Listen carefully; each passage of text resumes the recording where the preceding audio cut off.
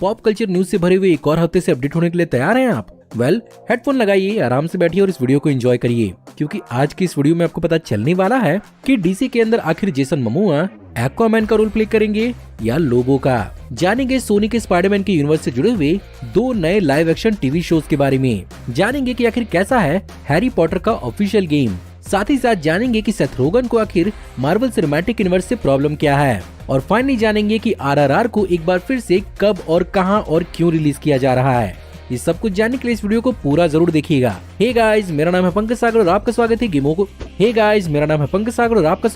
को हिंदी की एक और फ्रेश वीडियो में। Now without wasting any more time, let's get started.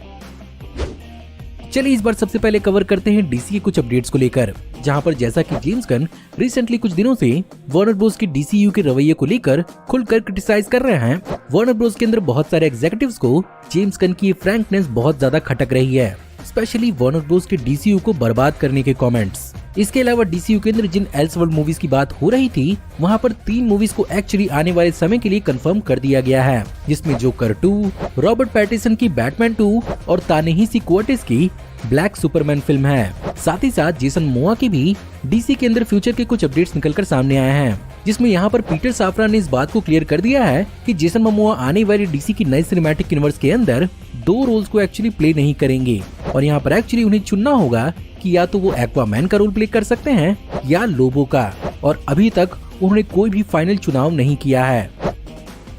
इसके साथ साथ सोनी के नए Spiderman spin off TV series की भी खबरें निकलकर सामने आ रही हैं, जहां पर एक्चुअली मार्वल के स्पाइडरमैन की स्पिन ऑफ कैरेक्टर यानी सिल्क का अपना टीवी शो अमेज़न प्राइम पर लॉन्च किया जाएगा, जिसका नाम होने वाला है सिल्क स्पाइडर सोसाइटी, जो कि कोरियन अमेरिकन कैरेक्टर सिंडी मून की कहानी पर रिवॉल्व करेगी। इसके साथ साथ यहाँ पर स्पाइडरमैन नोवार की भी अपने अमेज़न प्राइम के लाइव एक्शन सीरीज की भी कंफर्मेशन हो गई है, जो प्रोबेबली स्पाइडरमैन नोवार की कहानी की तरह ही एक ब्लैक एंड व्हाइट सीरीज होगी। इसके अलावा जैसा कि इस बात को क्लेम किया जा रहा है कि अवतार 3 के अंदर हमें ऐश पीपल देखने को मिलेंगे, अवतार मूवीज के प्रोड्यूसर जॉन लैंडाउ के हिसाब से इस बार ऐश पीपल के क्लैन की लीडर के रूप में हमें ऊना चैपलिन देखने को मिलेंगी, जो कि बेसिकली एक स्पेनिश और स्विस एक्ट्रेस हैं, और ये चार्ली चैपलिन की एक्चुअली ग्रैंड डॉटर हैं।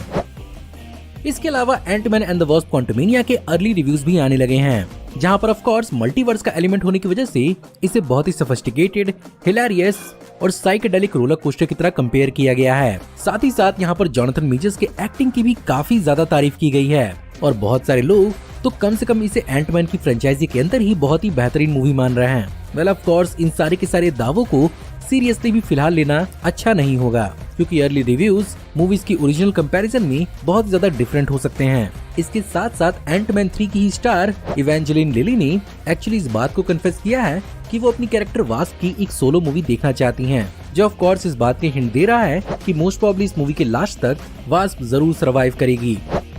इसके अलावा केविन फाइगी ने एक्चुअली मार्वल सिनेमैटिक यूनिवर्स के फेज 4 के बारे में डिस्कस किया है, और जैसा कि इसे फैंस से अच्छा रिसेप्शन नहीं मिला था, उन्होंने यहाँ पर बेसिकली इस बात को एक्सप्लेन किया है कि ये पूरा का पूरा फेज बेसिकली एक्सपेरिमेंटेशन, इंट्रोडक्शन और री इंट्रोडक्शन पर फोकस कर रहा था, जिसके कारण यहाँ पर कई सारे नए एस्पेक्ट्स और कैरेक्टर को ट्राई आउट किया गया है, और उनके हिसाब से बेसिकली ये फेज एक लर्निंग कर्व की तरह था, जो फ्यूचर में मार्वल स्टूडियोज को बहुत ज्यादा हेल्प करने वाला है।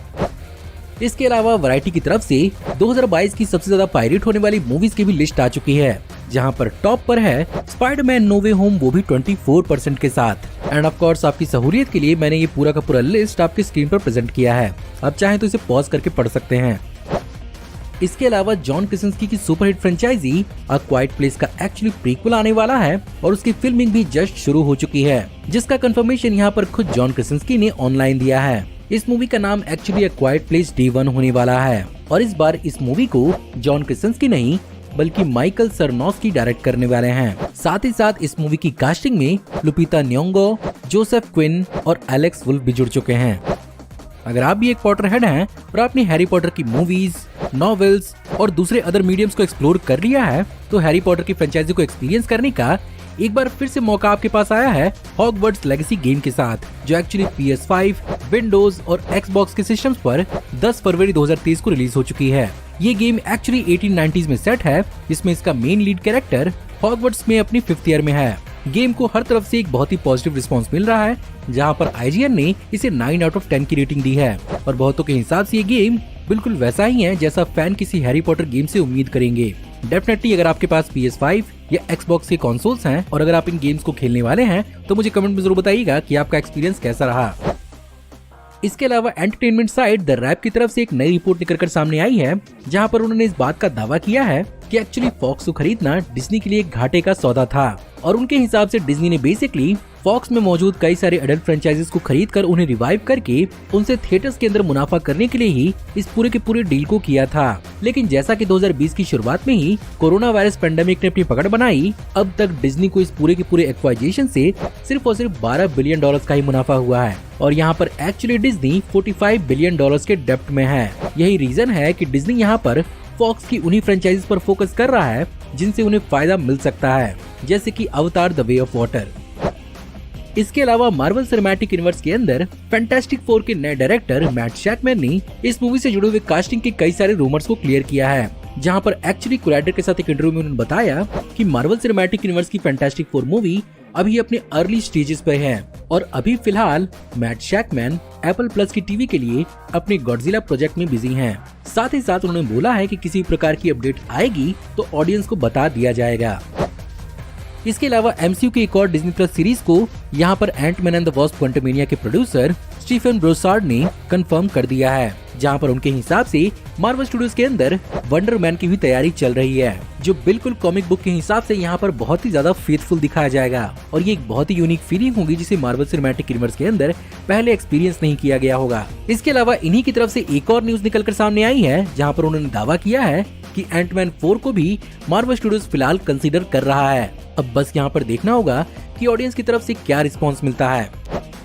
इसके अलावा यहाँ पर वेबसाइट कॉस्मिक सर्कस ने इस बात का दावा किया है कि जैसा कि previously captain America the new world order के अंदर सेबेस्टियन स्टैन के बकी बार्न्स की कोई कंफर्मेशन नहीं हुई थी, अब उन्होंने दावा किया है कि हो सकता है कि इस मूवी के अंदर हमें सेबेस्टियन स्टैन का बकी बार्न फिर से देखने को मिल ही जाए। एंड टू बी ऑनेस्ट मेरे हिसाब से ये चीज सेंस भी बनाएगी। वैसे यहाँ पर रिसेंटली इस बात की भी खबर निकलकर सामने आई थी कि जो सेलेस्टियल हमें इटर्नल्स के अंदर देखने को मिला था, इस मूवी की कहानी भी उसी सेलेस्टियल के इर्द गिर्द रिवॉल्व करेगी, क्योंकि वो सेलेस्टियल एक्चुअली एडमेंटियम से बना होगा।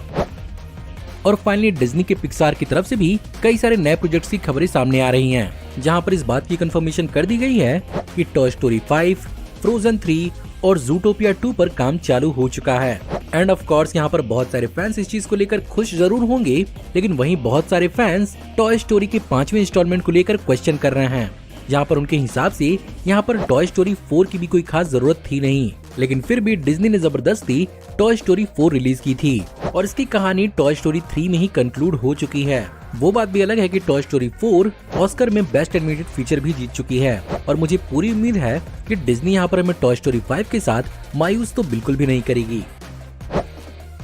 इसके अलावा खबर निकल कर आ रही है अमेरिकन एक्टर, कॉमेडियन और प्रोड्यूसर सेथ रोगन की तरफ से, जिन्होंने मार्वल सिनेमैटिक यूनिवर्स पर अपना ओपिनियन रखते हुए ये बोला कि बेसिकली मार्वल सिनेमैटिक यूनिवर्स का टारगेट ऑडियंस एक्चुअली बच्चे ही हैं और वो मार्वल के बहुत बड़े फैन नहीं हैं। ऑफ कोर्स इस चीज के लिए उन्हें फैंस की तरफ से भर भर कर क्रिटिसिज्म मिल रहा है। वेल हो सकता है कि आपने इन्हें हॉलीवुड की इक्का दुक्का मूवी में देखा जरूर होगा, लेकिन शायद आप ये बात न जानते हो कि द बॉयज और Amazon प्राइम की द इनविंसिबल सीरीज को क्रिएट करवाने में इन्हीं का हाथ है। सबसे हैरानी की बात तो यह है कि कुछ दिनों पहले ही सेथ रोगन ने इस बात को क्लेम किया था कि अगर मार्वल सिनेमैटिक यूनिवर्स नहीं होती तो शायद द बॉयज का यूनिवर्स नहीं होता।